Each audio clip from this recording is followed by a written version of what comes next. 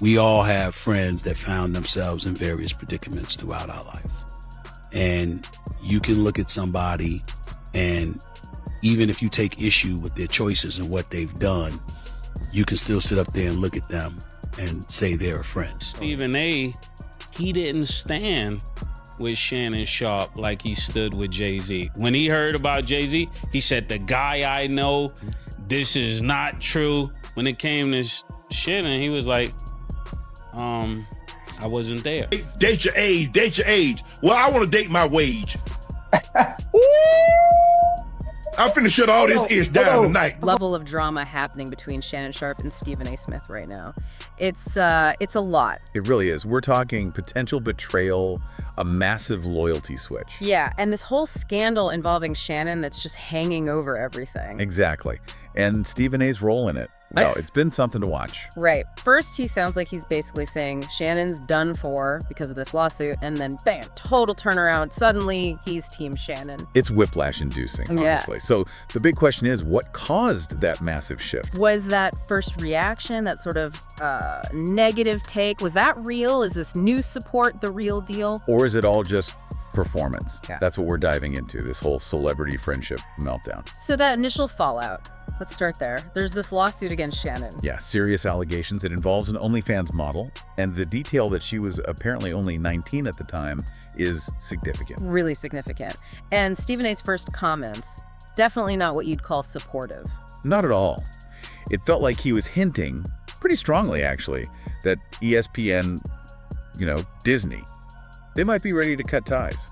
Even before any official word, it was like he was already counting Shannon out. For you listening, it shows just how fast the ground can shift under a celebrity when these kinds of allegations pop up. Especially with big media companies involved. And Stephen A operates right in the heart of that with ESPN and Disney. He knows the rules there. Oh, absolutely. Disney, ESPN, they guard that brand image fiercely. Stephen A even mentioned that, said Disney was taking it very seriously, looking into it. And didn't he also make some comments about Shannon being, too old for this kind of trouble? He did, contrasting it with how careful he always is. Saying Shannon acted untouchable, it definitely came across like he was creating distance. Maybe self-preservation. Could be. For you, it kind of shows the tightrope these guys walk, right? Balancing friendships with corporate expectations. Definitely. It looked like, sorry, Shannon, gotta protect my spot. But then boom, the switch up. Faster than you can refresh Twitter. He's suddenly out there saying, I believe Shannon is innocent now. The reaction online was immediate. People were just not buying it, calling it fake, a total switch up. And the word is, Shannon wasn't buying it either. Apparently he's just cut Stephen A off completely. Ghosted him. Yeah. No calls, no texts returned. That says a lot. It really does. For you, that sudden change and the backlash, it just highlights how closely people watch these figures and how quickly trust just evaporates. That change is the key part, isn't it? Oh, It makes you question the sincerity. Was it a real change of heart or something else? And Shannon's silence towards him speaks volumes, suggests he felt genuinely betrayed by those initial comments. Which brings us to Mace. Yeah, rapper Mace jumped in, didn't mince words. Nope. Straight up called StephenA a snake. Because of the flip-flopping, right. And he made that comparison to Jay-Z. Exactly. Pointed out how StephenA went hard defending Jay-Z against some serious stuff, but gave Shannon the cold shoulder initially. That's a really sharp point. For you, Mace is kind of voicing what a lot of people were thinking about the inconsistency. It's a powerful comparison because it highlights that difference in treatment. Yeah. Why defend Jay-Z so strongly, but initially distance yourself from Shannon, someone you work directly with? And Mace also said Shannon backed Jay-Z publicly without knowing all the details either. Right. Which makes Stephen A's initial stance on Shannon seem even more calculated, maybe? It raises questions about loyalty, definitely. Different rules for different friends. So Stephen A obviously felt the pressure from all this. He went on his YouTube show to try and explain things. What was the reasoning? Well, he talked about having to let ESPN know he was discussing it, because he works there. He's EP on First Take. Corporate awareness. Covering his bases, basically. Seems like it. And he made a point of saying, yeah, he recruited Shannon to ESPN, but he doesn't make the final hiring or firing decisions. Trying to manage expectations. Or maybe just stating facts. Probably a bit of both. He reiterated that Disney was taking it very seriously. That pressure seems key to his initial reaction. For you, it's like a peek behind the curtain at the balancing act. But wait, there's more, because then he goes on Big Boy's show. And the narrative shifts again. Completely. Now he's floating the idea that maybe Shannon was set up.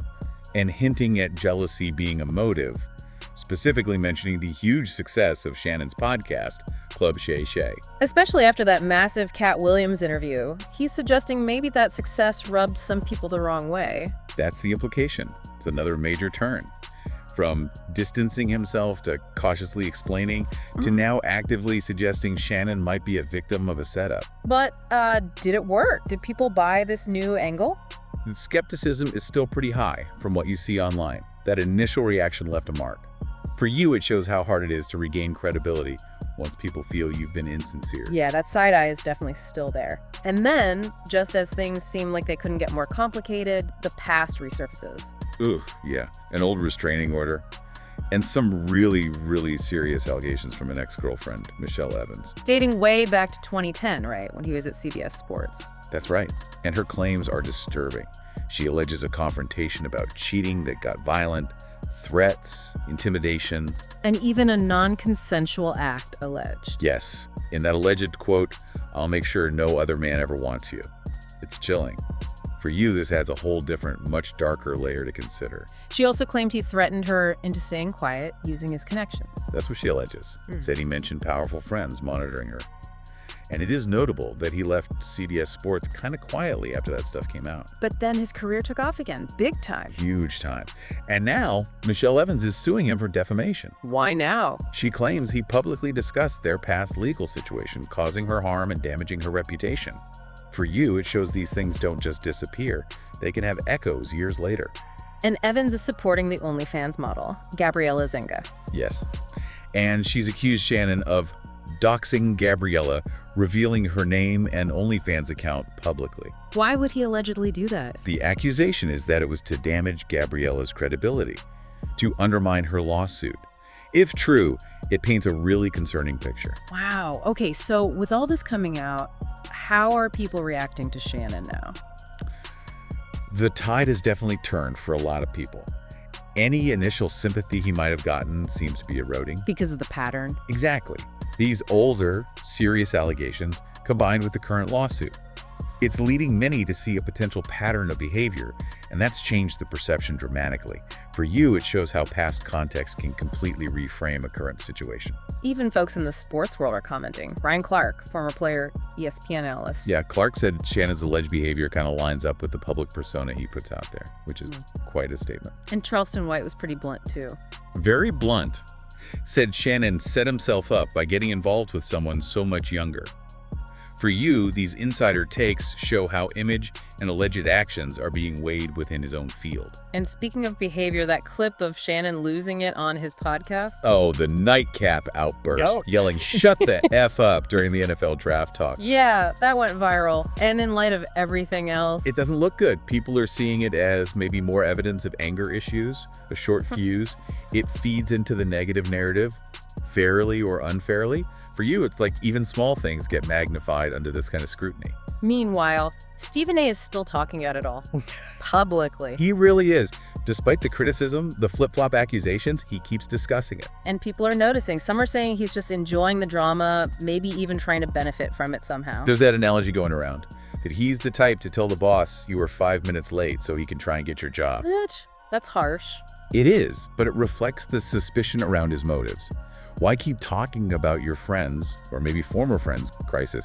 For you, it highlights that intense scrutiny over why public figures comment on others' misfortunes. And the general feeling seems to be, if he really wanted to help Shannon, he'd probably just stop talking about it. Right. That continued commentary feels like it's just adding fuel to the fire. That seems to be the consensus.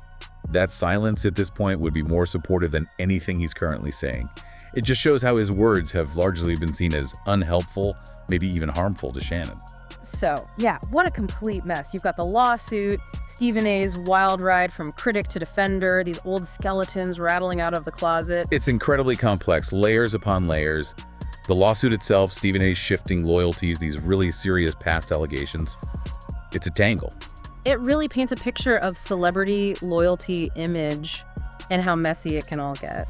Absolutely. It's a disturbing but fascinating look at how fast things change, how public perception works, and maybe how fragile these high-profile friendships really are under pressure.